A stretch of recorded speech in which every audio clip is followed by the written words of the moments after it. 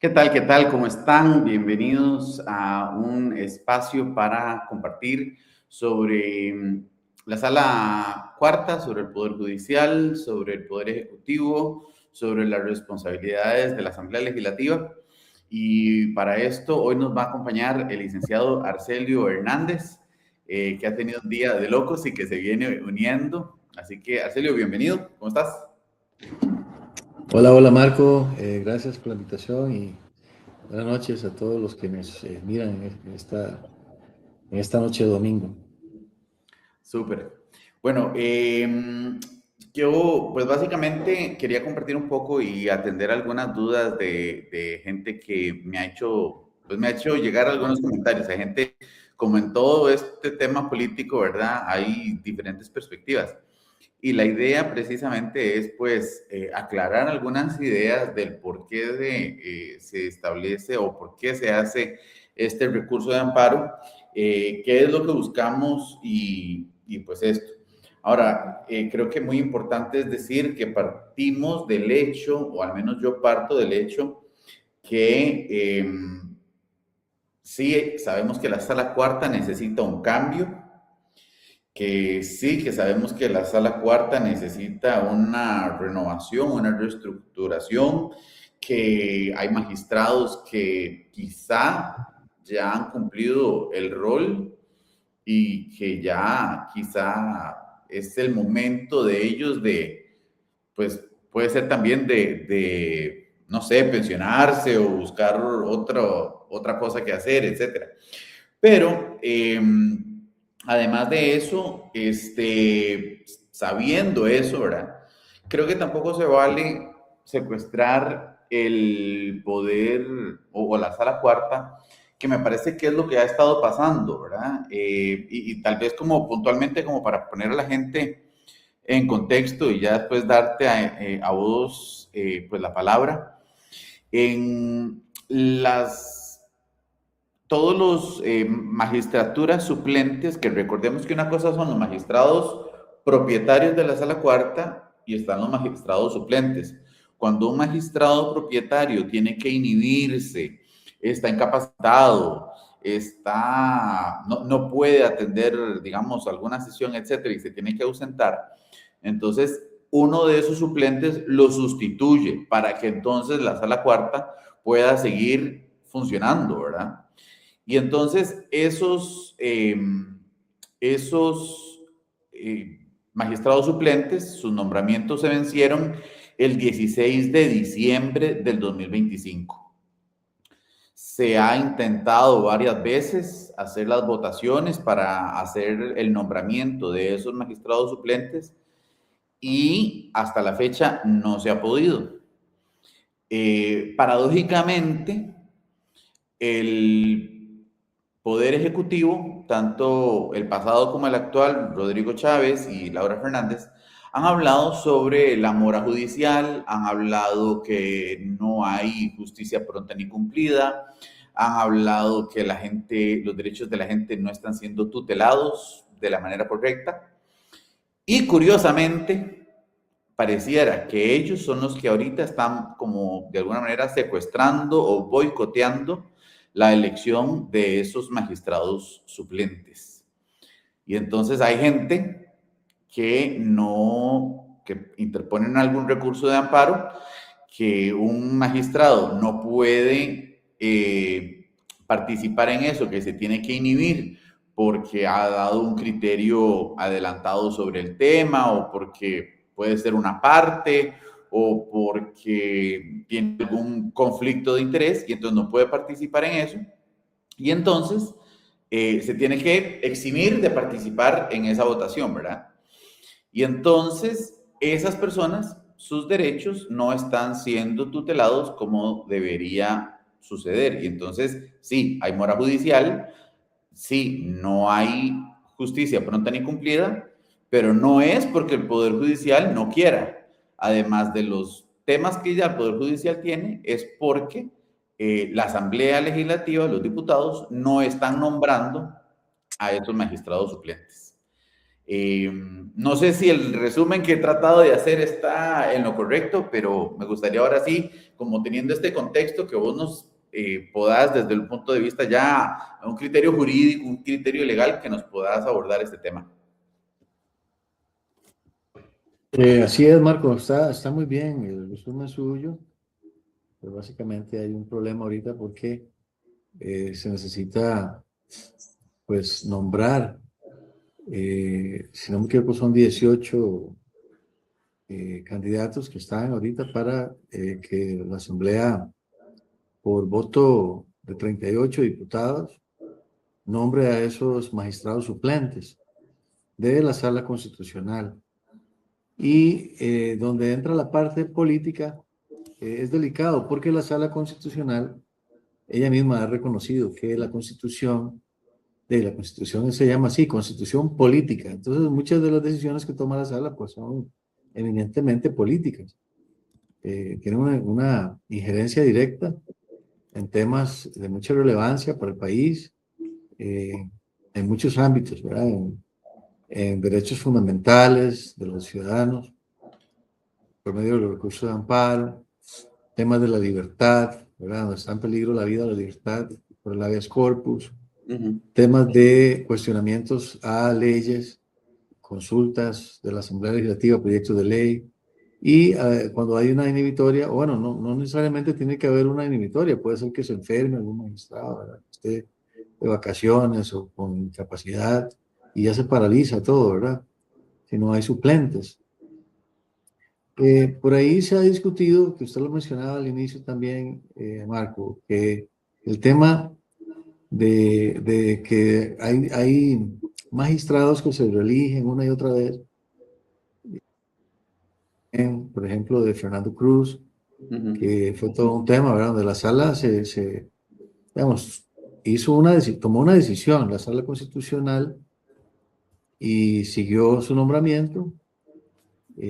Entonces la sala como que pareciera ser que hay una división de poderes que impediría a la sala hacer esas cosas, pero la sala ha aclarado que no, que como ellos tienen que resolver temas de la constitución política y el funcionamiento de los supremos poderes, pues ellos pueden tomar ese tipo de decisiones.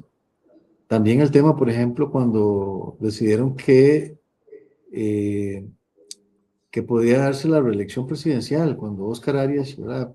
Llegó a ser presidente otra vez, son temas de mucha relevancia, que tienen digamos, un impacto político en el país, y algunos han criticado, ¿verdad?, el tema de la reelección, pero yo tengo mi particular punto de vista.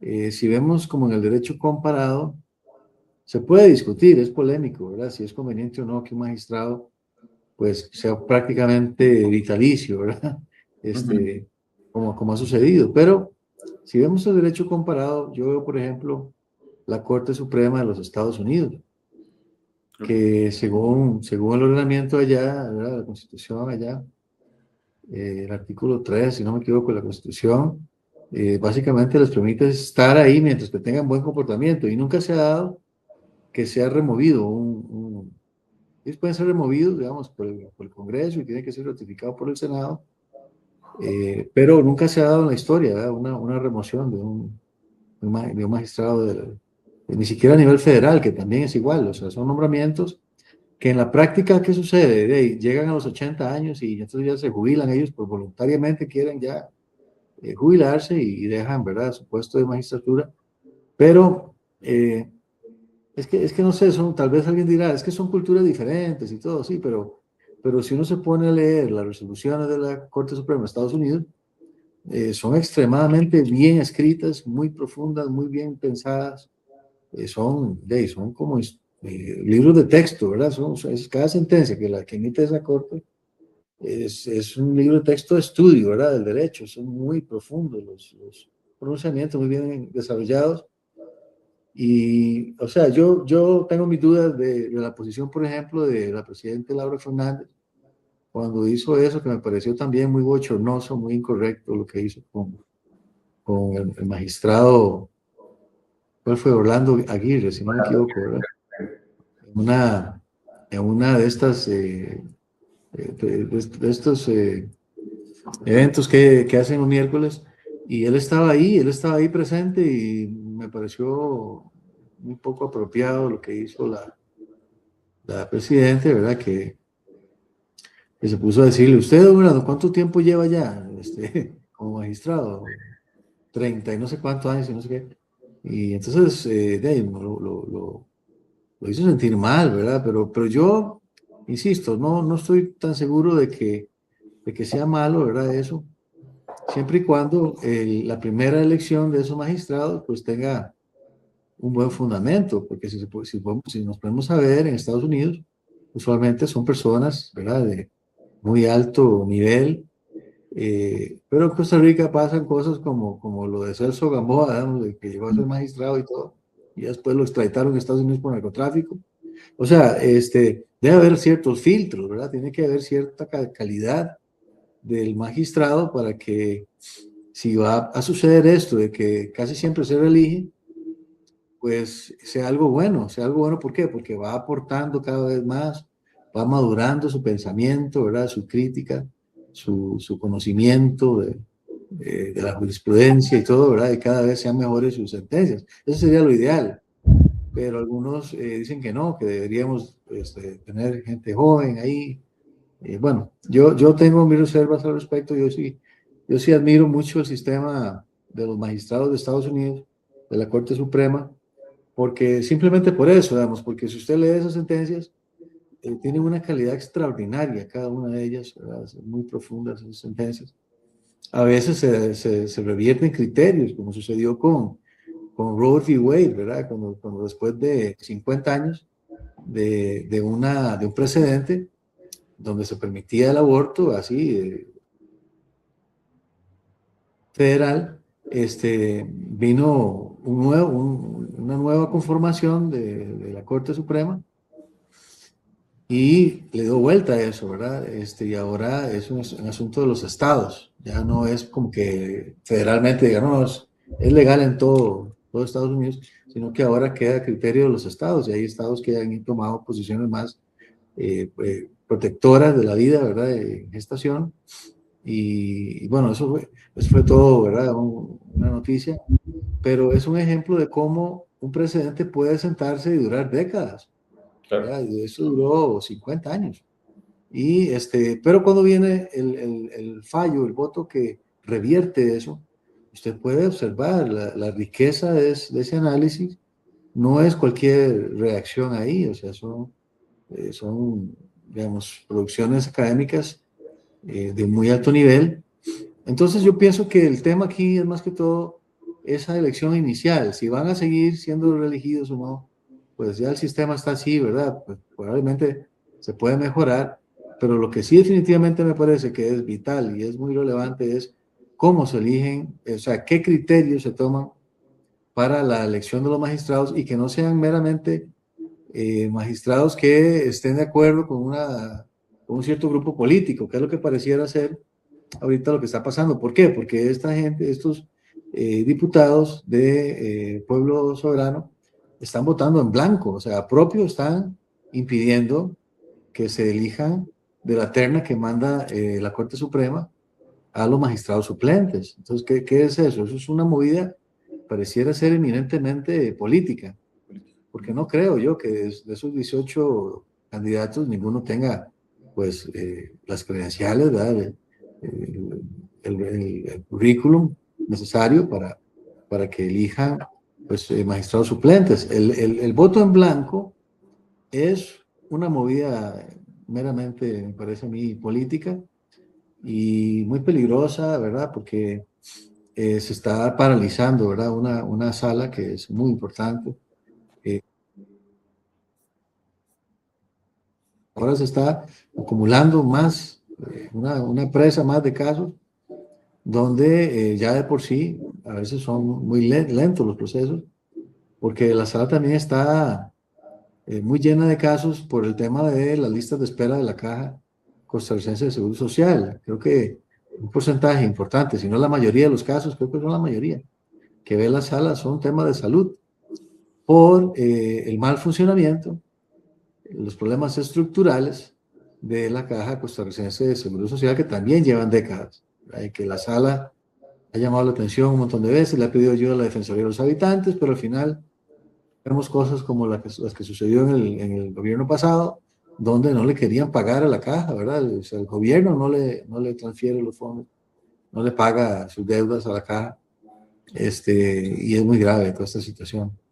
Me parece que hay muy importante para la gente que puede estar viendo esta conversación, ya sea ahorita en vivo o que lo puedan ver después, y es que se debe hacer una distinción entre el magistrado propietario y el magistrado suplente. El magistrado propietario queda, digamos, en este momento es reelecto de manera permanente, ¿verdad? Si no lo votan, igual automáticamente queda reelecto, ¿verdad? Que es un poco lo que vos estabas diciendo. Y entonces así tenemos a los magistrados que tenemos ahorita en este momento.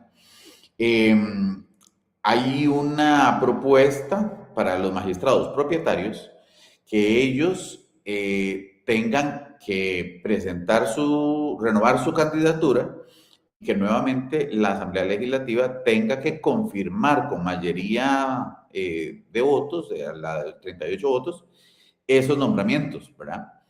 Entonces, eso podría ser. Ahora, me parece muy importante esto que decís de los plazos, ¿verdad? Si se tuviera, en el caso de los magistrados suplentes, perdón, de los magistrados propietarios, si fueran nombrados por un periodo, digamos, 12 años, en donde una resolución que ellos hagan le dé una seguridad jurídica al país de determinado campo, sería bueno, aunque no duren 30 o 40 años como el señor Aguirre, pero igual podría dar el suficiente tiempo para, bueno, ver cuál es el comportamiento de eso. Ahora, en este caso específico de este recurso de amparo que se presentó ayer, es por los magistrados suplentes, ¿verdad?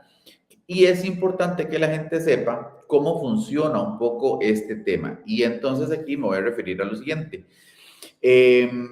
Los pasos para la elección de los magistrados suplentes son los siguientes. Primero, el Poder Judicial abrió un concurso abierto, participan jueces y abogados litigantes presentando atestados y un montón de requisitos. Tienen que presentar el currículo y tal para que realmente ellos tengan el chance de participar para eso.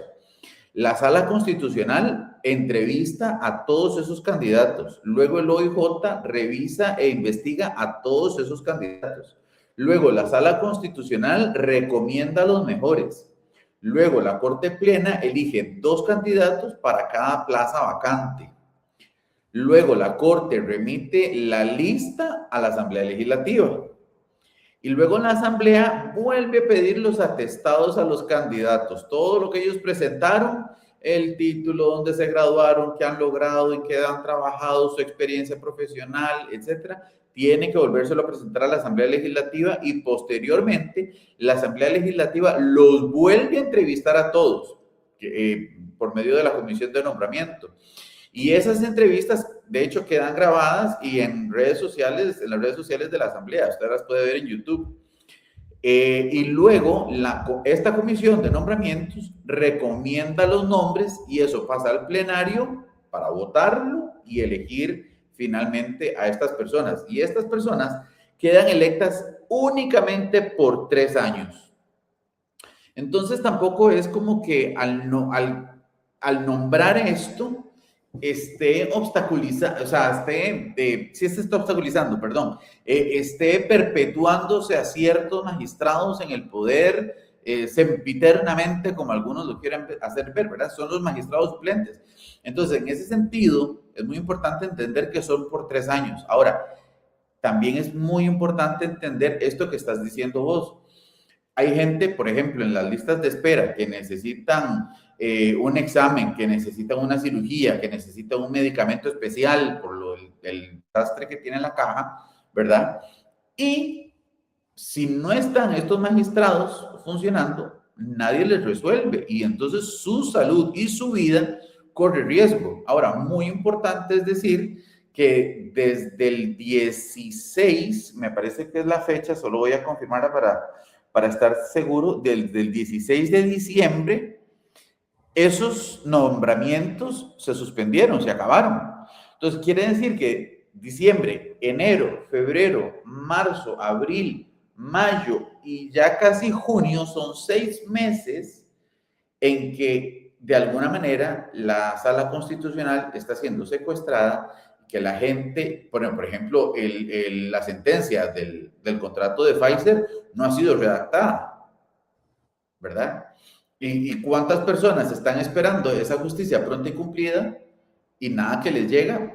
Porque precisamente no tiene la capacidad la sala cuarta de responder a tantos recursos de amparo, acciones de inconstitucionalidad, habeas corpus, consultas de constitucionalidad de la misma asamblea, de la misma, ¿verdad? Es que es todo un tema. Sí, así es. Y eso tiene que ver con ese acumulamiento de casos, ¿verdad? Que se da cuando es necesario un suplente. Se va acumulando y se va acumulando y se va haciendo una presa de casos y está afectando el funcionamiento del Poder Judicial realmente.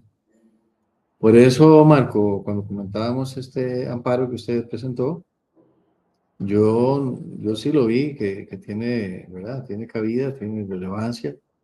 Es un asunto que afecta el funcionamiento del Poder Judicial y por lo tanto el acceso a la justicia de los ciudadanos, que es un derecho fundamental.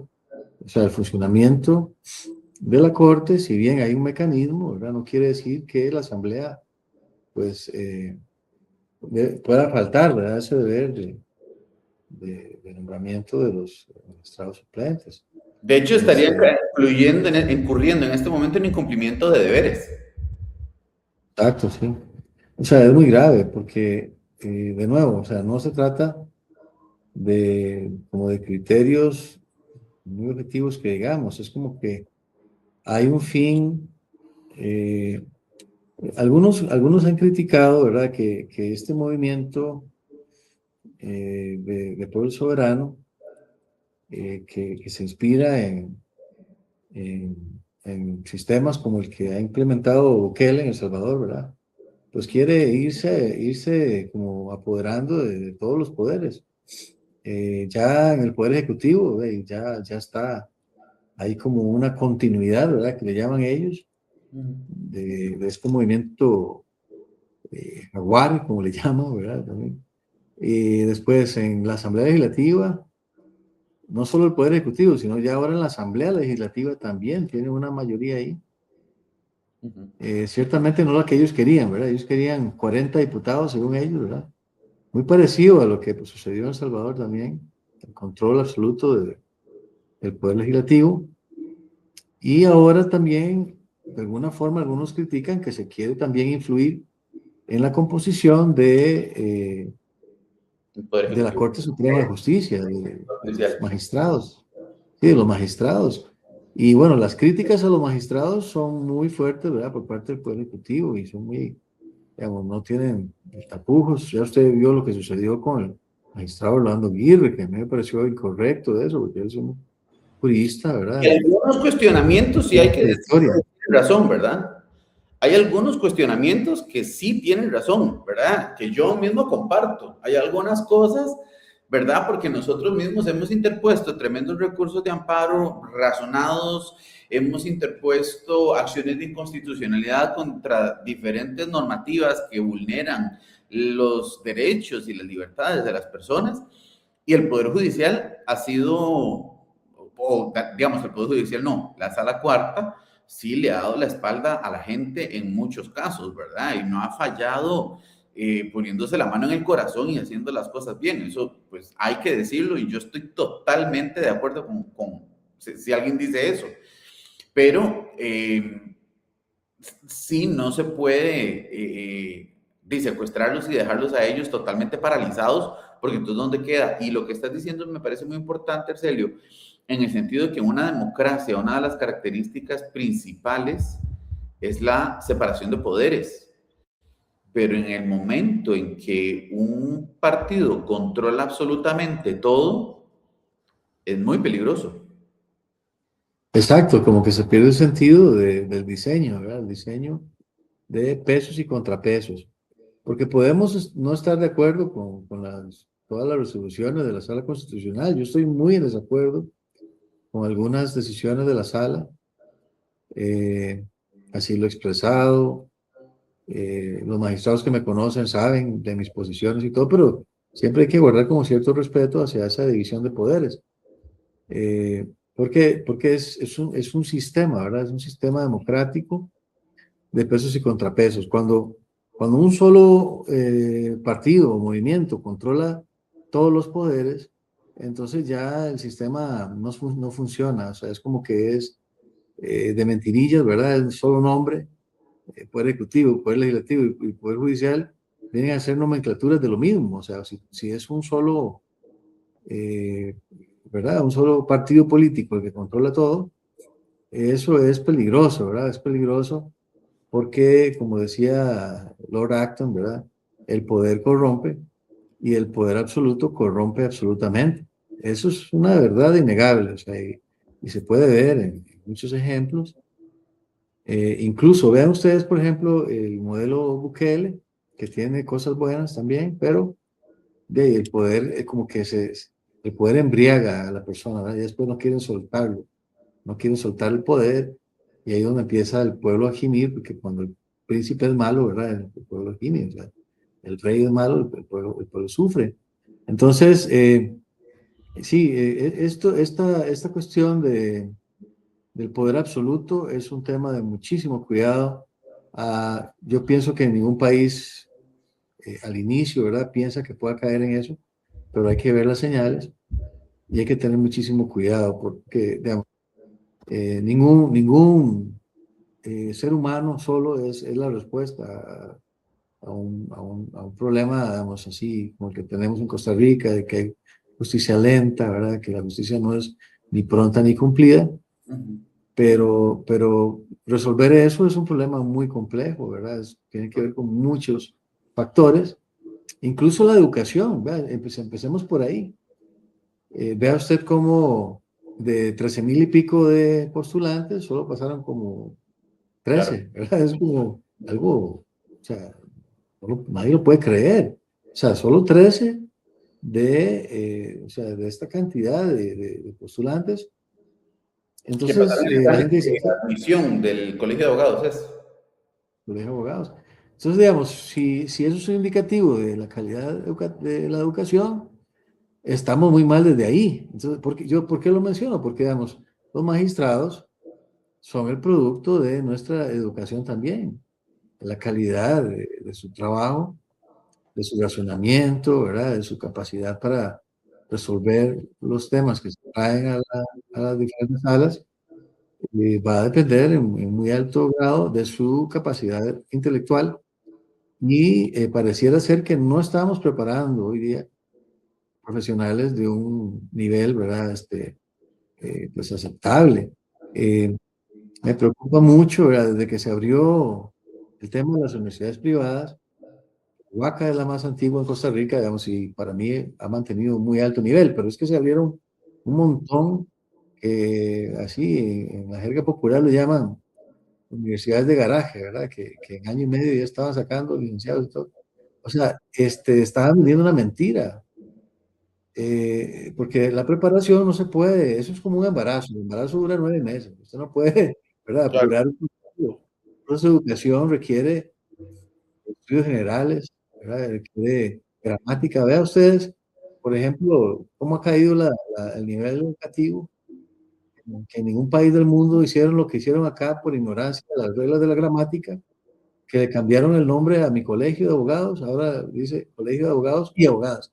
Y ¿Dónde abogados. se ha visto semejante cosa? O sea, Bueno, en y el si así español, están ahí, la imagínate gramática es... los colegios, ¿verdad? Imagínate las universidades.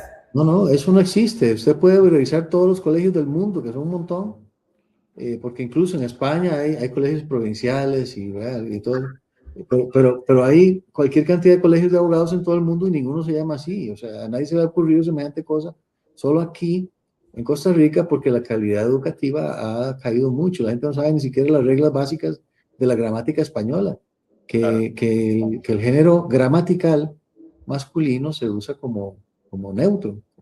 Se puede usar inclusivamente. O sea, si yo digo, buenas noches a todos, ¿verdad? No, no estoy excluyendo a las mujeres, estoy siendo inclusivo porque el masculino se considera no marcado. Vea, aquí hay gente que se ha peleado, juezas y de todo, yo los he escuchado peleándose con la Real Academia de la Lengua Española, porque varias veces han aclarado el tema de ese desdoblamiento innecesario. Hay reglas gramaticales y confunden el género social con el género gramatical. Entonces, desde que eso sucedió, ¿verdad? Con Froilán, ese que fue presidente de la sala, perdón, del colegio, y que ese movimiento de innovación que empezó con esto, de cambiarle el nombre al colegio, ya eso es indicativo, ¿verdad? Era como un indicio de que la calidad académica en cuanto a los abogados estaba cayendo muy estrepitosamente, ¿verdad? Y así ha sido, o sea, la calidad académica ha bajado y ese es el resultado de que hoy día casi nadie pasa el examen de incorporación al colegio de abogados. Y porque vea usted que hay una muchacha que dio una entrevista y ella dijo cómo es que ella logró pasar y se preparó, estudió todos los estados, estudió toda la materia, se leyó toda la materia, o sea, se preparó.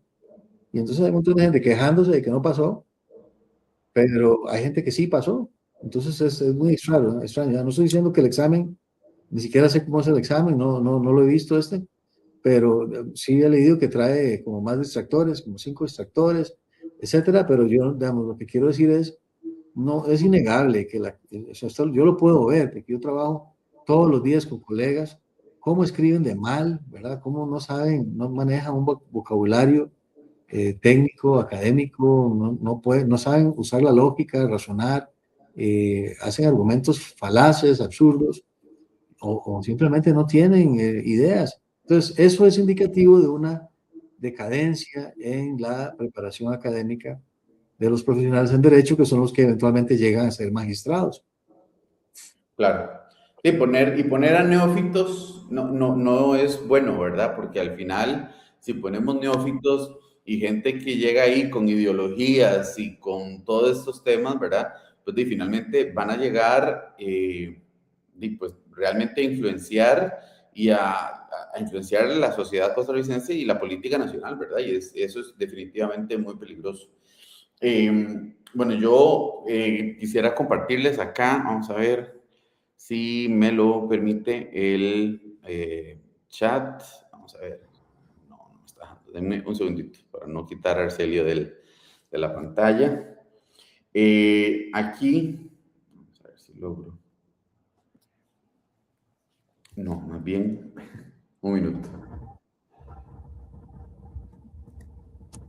Ok, acá tengo la petición, ¿verdad? Que le hice a la sala cuarta. Esto, bueno, muy importante, esto está presentado contra la contra la Asamblea Legislativa de la República de Costa Rica, representada por su presidenta, la diputada Yara Vanessa Jiménez Fallas, que es abogada, que, bueno, me pareciera, y te digo, me parece que ha estado haciendo un buen trabajo ella en la Asamblea, y como que está poniendo la Asamblea como haciéndole una, ¿qué? ¿Cómo podríamos decirlo? Un tune-up, ¿verdad? Afinándole el motor, pero en este tema de los nombramientos de los suplentes, pues sí me parece que es pues, peligroso que esto continúe así, ¿verdad? Acá la petitoria, para que la gente sepa, dice con fundamento en todos los hechos y el derecho expuesto, y en ejercicio del derecho consagrado en la normativa indicada, supra, solicito respetuosamente a la Asamblea Constitucional admitir el presente recurso de amparo en todos sus extremos por reunir plenamente los requisitos del artículo 38 de la Ley de Jurisdicción Constitucional, dictar medida cautelar inmediata con base en el artículo 41 de la Ley de Jurisdicción Constitucional, ordenando a la Asamblea Legislativa la convocatoria urgente de sesión plenaria extraordinaria con el único punto del nombramiento de los magistrados y magistradas suplentes en la Sala Constitucional dentro de los 10 días hábiles siguientes a la notificación de esta resolución, dada la gravedad e inminencia del perjuicio irreparable que la parálisis del tribunal continúa produciendo. En defecto de lo anterior, en el plazo perentorio que considere prudente la Sala Constitucional.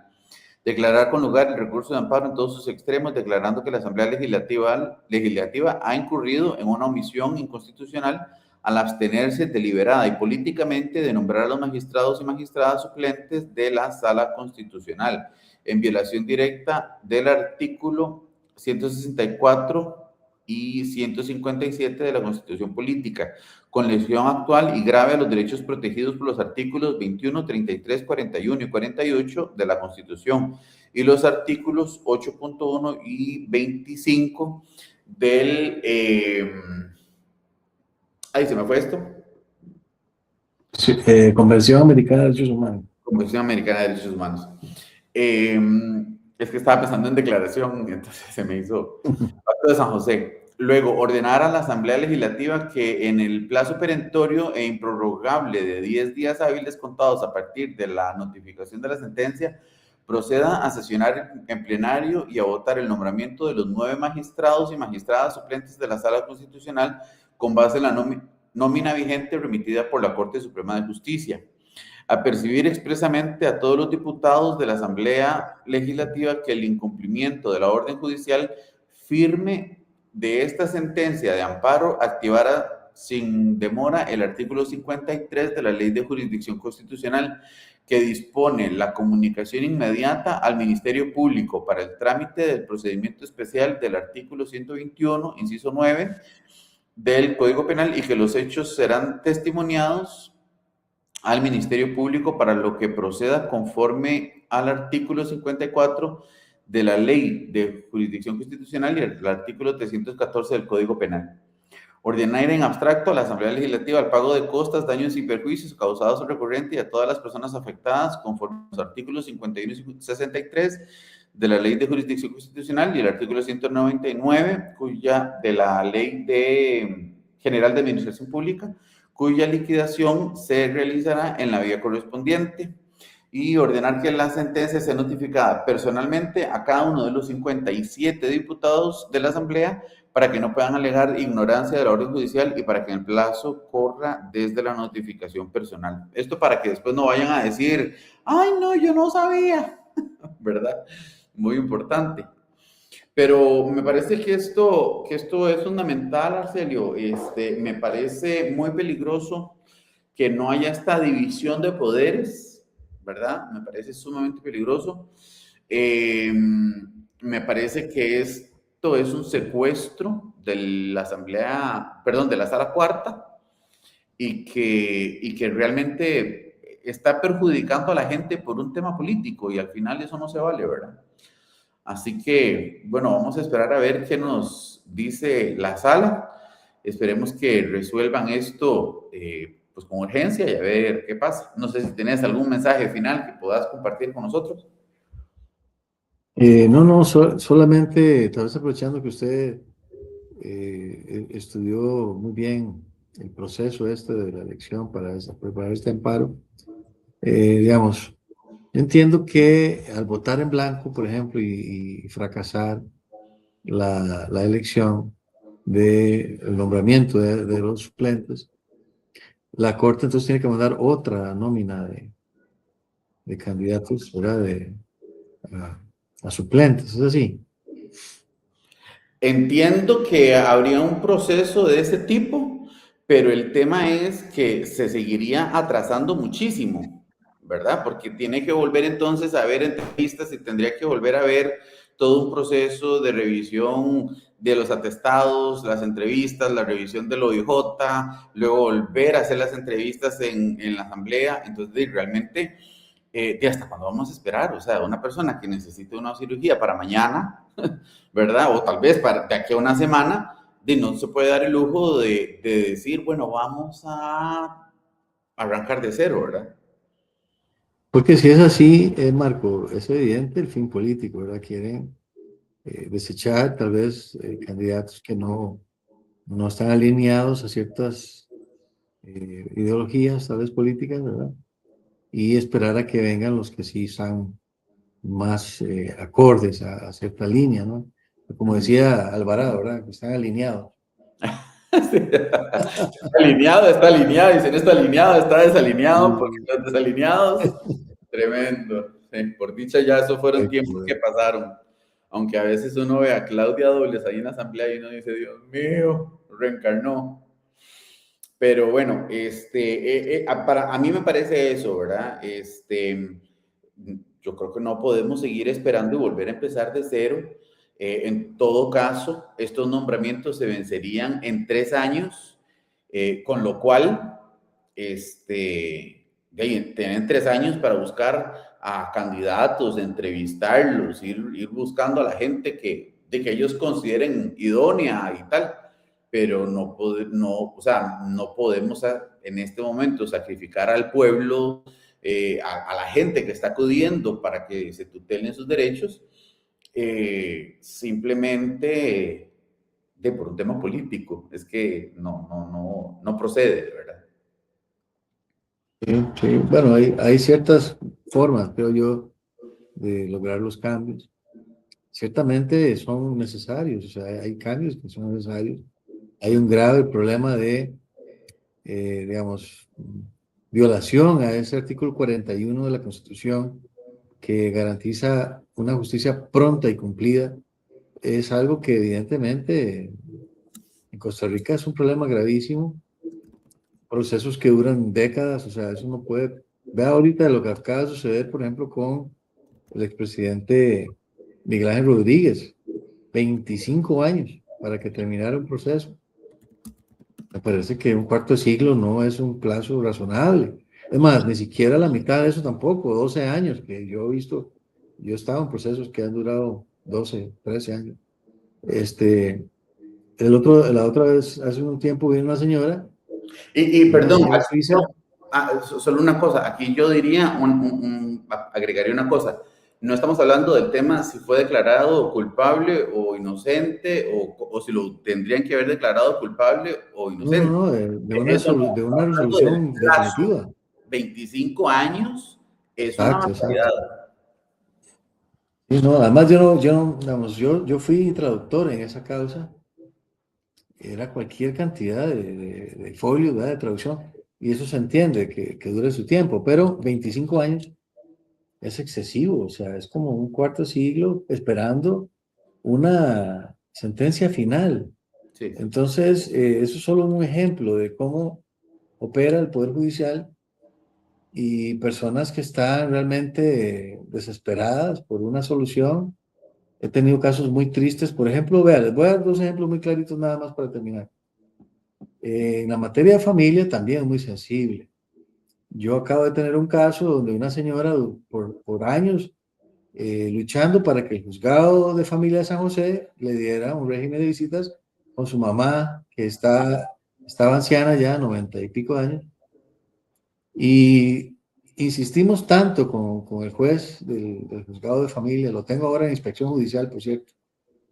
Yo lo estimo mucho, a Walter, pero él nos prometió después de la audiencia que en consideración de que la señora tenía más de 90 años, iba a emitir una resolución en un plazo razonable. Además, él nos dijo que en 8 días. Pero bueno, ya eran 6 meses y no había resolución. Tuve que llevarla a la inspección judicial y en medio de eso la señora murió. Eso es una denegación de justicia. Ya se sabía que era previsible que la señora con más de 90 años tenía que dársele prioridad al caso. Es una adulta mayor de 90 y pico de años Sí, no, y hay que darse una sentencia. O sea, no puede ser que se deje ahí y se traspapele las cosas. Un señor luchando por ver a sus hijas, separado injustamente de ellas, 14 años en un pleito, ya cuando las niñas se convierten en adolescentes, están tan influenciadas por la mamá que no quieren verlo. Entonces de ahí se perdió la relación entre padre e hijas por lo lento que es la justicia. Eso es un grave problema, porque una justicia así tardía no es realmente justicia. Vea los resultados. Eso es una desgracia para la tragedia familiar en casos de familia, por ejemplo, pero también hay casos de herencias que duran más de una década. Bueno, en qué área no está afectada el Poder Judicial? Entonces, hay que hacer cambios estructurales, hay que ver cómo se resuelven, pero no es a la patada, no es a lo loco, así como a veces pareciera ser que quiere hacerse, ¿verdad? Y la solución no es de una sola persona tampoco, eso es ser como, ¿verdad? Eso no es razonable pensar eso. hay que ser un poquito más sobrios en este tema, ver que es un tema complejo y que hay que respetar la institucionalidad, hay que respetar la separación de poderes. Hay que ser cautos con eso porque significa defender un sistema democrático que ciertamente es imperfecto, pero que hay formas para perfeccionarlo y hay maneras de buscar, pero no es eligiendo personas que no tengan, por ejemplo, vea lo que sucedió, así, hablando francamente, en las últimas elecciones eligieron diputados, había personas ahí que uno dice, pero ¿qué? O sea, ¿cómo es que alguien así, ¿verdad? Puede estar en un puesto como diputado haciendo leyes del país. Hay una señora que no tiene ni Bueno, siquiera la esa muchacha de la secundaria. lechita, ¿Cuál? la muchacha de la lechita.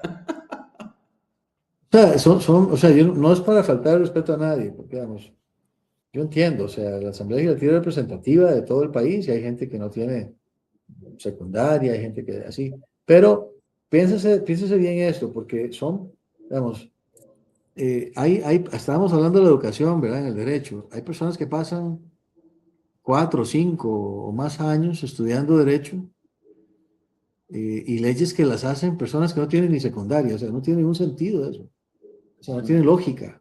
Deberían tener también los diputados pues, cierta mínima preparación, pienso yo, no sé. Pero aquí en Costa Rica todo el sistema de elección de diputados me parece que es todavía más grave que el tema de los magistrados, porque se eligen listas de un partido y el partido a dedo, como sucedió ahora, como por ejemplo con estas últimas elecciones, que a dedo pusieron a las personas que contribuyen, tal vez plata para las elecciones, etcétera. Vea, O sea, el vea, por sistema en ejemplo, sí, el embajador de la ONU, ¿verdad?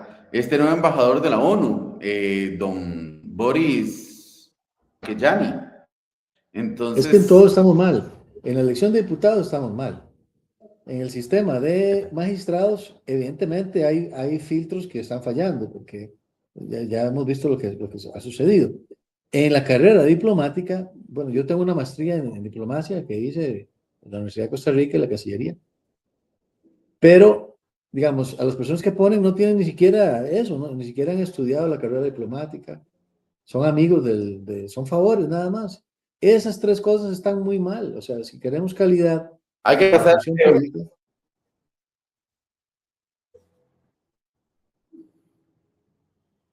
Si queremos calidad, ¿Me ¿verdad? En la escuchas? función pública. Sí, perdón. ¿Cómo dijiste? Perdón, que es como que se me fue un poquito el internet. No, no, que digamos, en esos tres ejemplos estamos muy mal.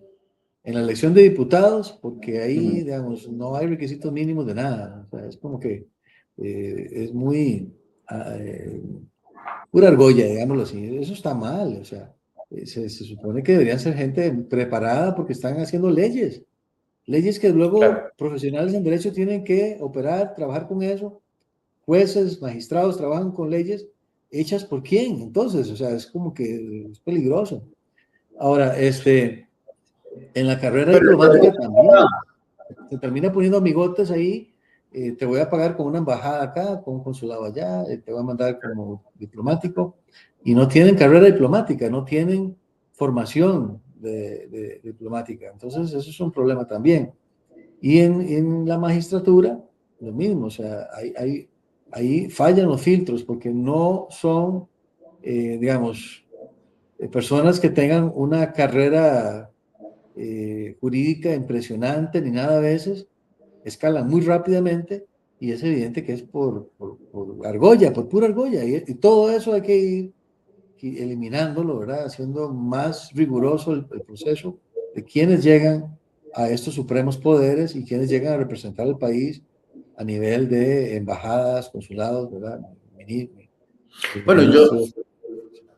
yo te digo una cosa, que desde la perspectiva de la tecnología y del liberalismo, que yo creo en eso, todo este tema también de tantas sedes internacionales, embajadas, consulados, etcétera, misiones diplomáticas, incluso todo eso se podría reducir. O sea, hoy tenemos Zoom, tenemos couriers que en cuestión de 3 días toda la documentación está a un lado en el otro. Por ejemplo, inteligencia artificial.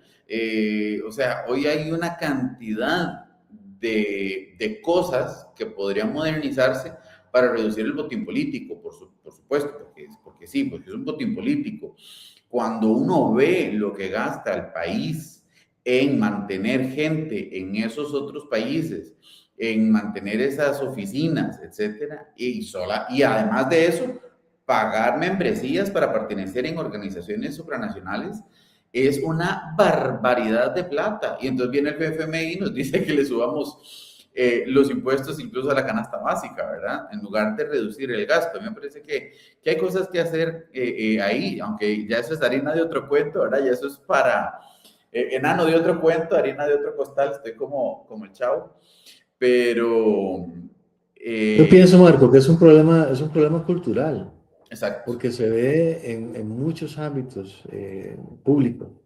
No digamos en la empresa privada, porque ahí eso ya más difícil de controlar, pero vea, por ejemplo, incluso en los colegios profesionales, en el colegio de abogados, hay un grupo que se llama Innovación, constituido principalmente por jueces, y estuvieron, no soltaban la bola ahí, acapararon la junta directiva durante, no sé, 14 años, algo así, y no soltaban la bola, como dicen, y nombraban a sus amigotes en las comisiones. Entonces, bueno, ahora por fin, en estas últimas elecciones, se logró sacar a Innovación y está gente diferente, un grupo diferente, pero yo digo, están sucediendo algunas cosas, están sucediendo algunas cosas. Esta semana, mañana tengo que reunirme en el Colegio de Abogados, estoy viendo algunas cosas alarmantes también, donde hay grupos como, es que, digamos, yo entiendo la camaradería entre funcionarios judiciales, que se han apoderado durante más de una década del Colegio de Abogados, por ejemplo. Y todo el tema del examen y todo eso viene por ahí también. Ajá. Entonces, es preocupante porque se supone que con el cambio de junta directiva, ¿verdad? Las cosas van a cambiar, pero hay cositas que más adelante vamos a ver si mis sospechas son ciertas o no, pero ya hay personas, ya hay indicios de que hay grupos muy fuertes, aún con una nueva junta directiva, grupos más que todo así de judiciales, digamos, exfuncionarios judiciales, que tienen como un compadrazgo o algo así, donde son muy cerrados, ¿verdad? No quieren dejar otros sectores que entren ahí en las comisiones como litigantes, cosas así. Es muy triste. Yo personalmente he vivido eso, ¿verdad? Sentirse uno excluido porque hay una argolla ahí y ojalá se logre romper eso, ¿verdad? Ya les digo, esta semana que viene yo voy a saber más sobre este tema, pero es muy difícil, es una cuestión cultural, es un problema cultural donde, digamos, tenemos que aspirar a copiar lo bueno, pero no solamente emocionalmente, ¿verdad? Como que esto, por ejemplo, ahorita mismo el movimiento, digamos, Jaguar, como le llaman, es que se ha inspirado mucho en Bukele, ¿verdad? Pero Bukele empezó bien, pero vemos, ¿cuándo Bukele entonces va a dejar el poder? Porque se está perpetuando ahí, ¿verdad? Ya empezó así como en otros lugares donde no sueltan el poder, Nicaragua, Cuba, cosas así. Entonces hay que tener cuidado con eso. Por ejemplo, hay países como los países nórdicos donde la función pública tiene una visión muy distinta, ¿verdad? Los diputados son personas, no tienen mayores privilegios, digamos, y están ahí para servir realmente, no hay como tanto privilegio como se da aquí, ¿verdad? Que se les trata casi como realeza, ¿verdad? Que gasolina para esto y para que los viernes no trabajan y que, bueno, inmunidad, bueno, un montón de cosas que realmente deberíamos aprender tal vez de los países nórdicos, Noruega, Suecia, esos lados, Dinamarca, donde realmente la función es un servicio al ciudadano y ellos no tienen mayores privilegios, son servidores públicos en todo el sentido de la palabra y de esos que deberíamos también aprender, pienso yo, en Costa Rica, porque aquí seguimos con una mentalidad muy primitiva en todo esto, ¿verdad? Es como que es la argolla, ¿verdad? esta situación, ¿verdad? De compadrazgo, del nepotismo, ¿verdad? Que también Rodrigo Chávez lo criticaba al principio, ¿verdad? Y había empezaba a pedir currículum para puestos públicos y de todo, y luego terminó igual o peor, ¿verdad? Porque es al dedo, es los amigos, son favores, todo eso se ve muy evidentemente también, y Bueno, que entonces está muy mal. el hijo de José Miguel Villalobos, que ahora es asesor judicial en la Casa Blanca, iba a decir, en la Casa Presidencial. Y de ahí sí, hemos visto también que el mismo amiguismo, ¿cómo es? Que le decían ellos, la red de cuido, ¿verdad? Que ellos criticaban del PLN y con justa razón, porque yo no estoy de acuerdo con la red de cuido, ¿verdad? Ni la del PLN, ni la del Frente Amplio, ni la de la Unidad Social Cristiana, pero tampoco la del rodriguismo, ¿verdad? Y ahora sí hemos visto, pues eso, ¿verdad? Pero bueno, Arcelio, agradecerte por este ratito que hemos conversado, la verdad me parece muy valioso. Yo creo que hubo gente que ayer me estaba tirando un poco por el tema del recurso de amparo, pero yo quiero, tal vez, si puedo dejar un mensaje, no se vale por un tema político dejar a la gente abandonada en su necesidad de buscar justicia cuando su salud, su vida, su familia, diferentes situaciones que pueden estar viviendo están en riesgo y nadie las atiende, ¿verdad? Entonces, pues, por eso fue que se interpuso eso. Y esperar a ver qué resuelve la sala y apenas pues resuelva algo, pues creo que nos daremos cuenta todos, ¿verdad? Entonces... Y va a ser muy trascendental eso, Marco. Eso, yo lo felicito por esa iniciativa de acudir a la sala constitucional, ¿verdad? Con este tema, usted, esa energía que tiene para hacer estas cosas, esa iniciativa yo realmente la admiro. 30 y pico mil de abogados y vea, nadie hace nada. Es como, tiene que venir usted, ¿verdad? Y yo que no soy abogado, pues, disciplina. ¿verdad? Exactamente, entonces lo felicito y ojalá que tenga buen resultado. Ojalá, ojalá. Arcelio, muchas gracias y a ustedes, queridos amigos que han estado conectados hoy, pues agradecerles este ratito. Es domingo, es de noche, ya la gente está como cansada y en modo de esperar semana de trabajo, pero bueno, agradecerles de verdad por haber sacado este ratito, por informarse y pues también un mensaje es, aspiren, como decía Arcelio, a crecer, a desarrollarse, a educarse, a fortalecer sus capacidades, sus habilidades, a ganar, digamos, vean en mi caso, yo no soy abogado, pero aquí he ido aprendiendo de estos cracks, ¿verdad? De estos tremendos abogados y hoy en día, pues, realmente entiendo mucho más, hoy en día, ¿verdad? Y no soy abogado. Entonces, algo ahí uno va creciendo, desarrollando, fortaleciendo, educándose, informándose, entendiendo cómo funciona el mundo, entendiendo cómo funciona la política, porque al final, si nosotros no nos metemos en temas de política, la política sí se va a meter con nuestros temas. Entonces, sí tenemos que estar ahí participando. Arcelio, muchísimas gracias. Que Dios te bendiga y nos estamos viendo en estos días. Vale, hasta luego.